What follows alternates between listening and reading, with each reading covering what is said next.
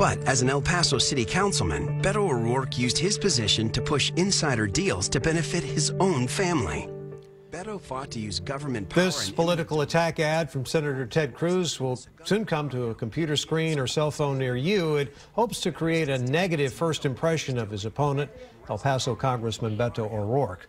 These accusations are not new against the congressman. They were used against him in 2012 when he defeated an incumbent Democrat. It claims that he voted to use eminent domain for a land development deal that his family would profit from without recusing himself.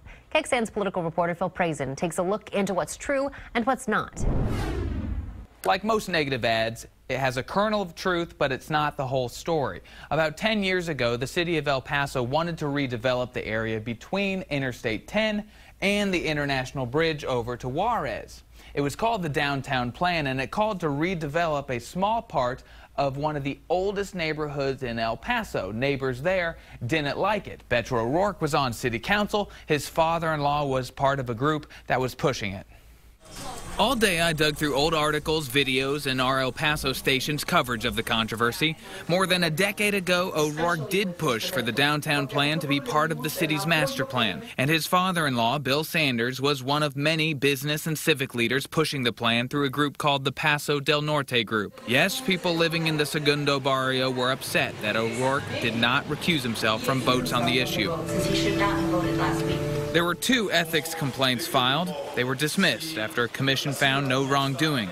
But what about eminent domain? It really laid the groundwork for all of the investment that you've seen in downtown El Paso since then. So Susie Bird was on the council at the same time as O'Rourke. She says early on in the project, he supported the option of taking private land if needed. But after community pushback, he voted with the rest of council to ban eminent domain when construction started. But we took that off the table when we finally adopted it in 2006.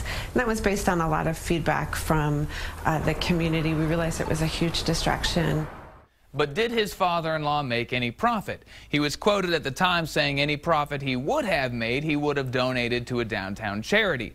But the investment project never came together, and I haven't found anything that showed that he made any money on it.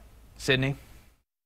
A new CNN analysis predicts that the Texas Senate race might be closer in Texas than they originally thought. Initially, the state was expected to likely vote Republican in that Senate race. Now it's just leaning Republican. The Emerson College poll released last week shows Ted Cruz just 1 point ahead of Beto O'Rourke. 20% of registered voters are still undecided.